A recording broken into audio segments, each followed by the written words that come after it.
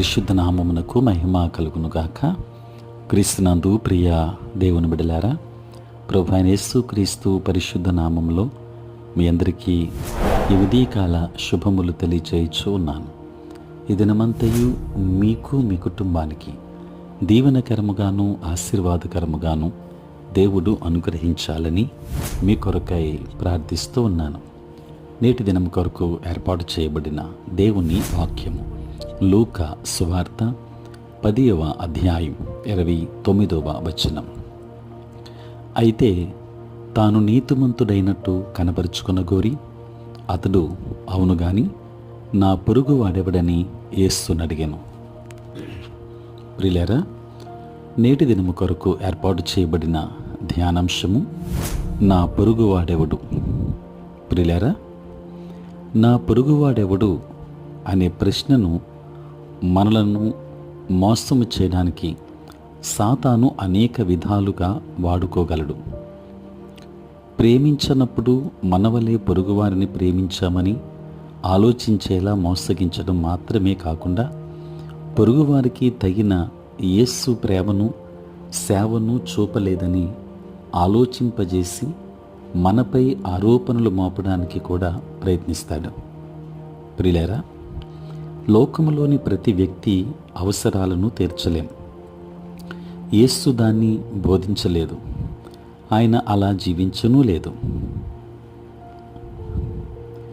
లూకా సువార్త కథలో గాయపడిన వ్యక్తి నేరుగా ముగ్గురు వెళ్ళే దారిలో ఉన్నాడు. యాజకుడు, లేవీయుడు అతన్ని దాటుకుంటూ వెళ్ళారు. మన అవకాశాలను సద్వినియోగం చేసుకోవాలని మాత్రమే యేసు బోధిస్తున్నాడు. ప్రియులారా, ప్రతి ఒక్కరికి సహాయం చేయలేమనేది ఎవరికి సహాయం చేయవద్దనే దానికి సాకు కాకూడదు. దారిలో కనబడే ప్రతి తోటి మానవుణ్ణి యేసు ఈ ఉపమానంలో పొరుగువానిగా నిర్వచించాడు. ఆ మనిషికి సహాయపడటానికి సమరయుడు పూర్తి సామర్థ్యం మేరకు వెళ్ళాడు. కానీ యాజకుడు, లేవీయుడు ఏమీ చేయలేదు. యూదులకు సమరయులకు మధ్య ఉన్న జాతి మత ద్వేషాల వెలుగులో గాయపడిన వ్యక్తిని లేవీయుడు, యాజకుడు విస్మరించగా సమరయుడు సహాయం చేయడం అనేది యేసు ఎంచుకునే ఆసక్తిదాయకమైన ఎంపిక. ప్రియులారా, భౌగోళికంగా పరిచయాన్ని బట్టి పొరుగువాన్ని నిర్వచించలేమని ఆయన స్పష్టం చేశారు. యేసు నిర్వచనం ప్రకారం నీ దారిలో దేవుడు ఉంచే వ్యక్తియే నీ పొరుగువాడు. దీన్ని ఈరోజు మనం గుర్తుంచుకోవాలి.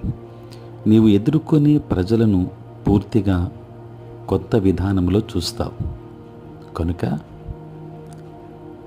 ప్రభువు సెలవిచ్చిన రీతిగా నీ దారిలో దేవుడు ఉంచే వ్యక్తియే నీ పొరుగువాడు. ఆ పొరుగువానికి నీవు సహాయం చేసేవారుగా ఉండాలి. దైవాశీర్వాదాలు మీకును మీ కుటుంబానికి మెండుగా అనుగ్రహించునుగాక. ఆమేన్. ప్రార్థన.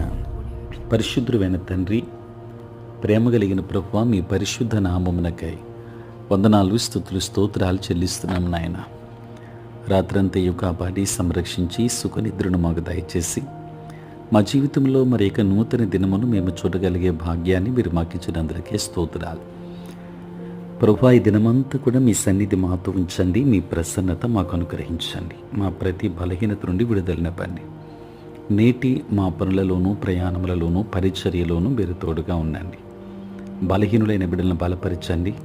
సమస్యలతో ఉన్న వారికి సమాధానం ఇవ్వండి. అనారోగ్యముతో ఉన్న వారికి ఆరోగ్యాన్ని ఇవ్వండి.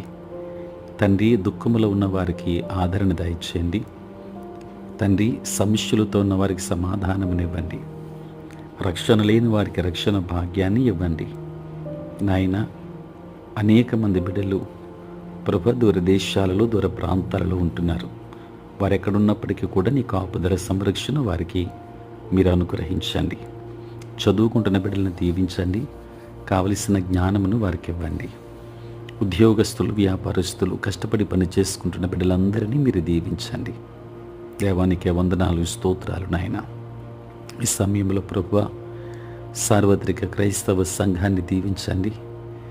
నీ సేవా పరిచర్య చేయుచున్న ప్రతి సేవకుని వారి యొక్క పరిచర్యను ప్రయాణములలో మీరు ఆశీర్వదించమని ప్రార్థిస్తున్నాను.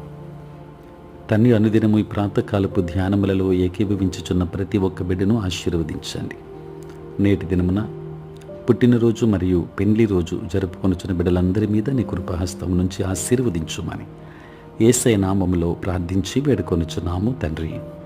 ఆమేన్. తండ్రి, కుమార, పరిశుద్ధాత్మ త్రియేక దేవుని దీవెన సదా మీకును మీ కుటుంబానికి తోడై ఉండును గాక. ఆమేన్.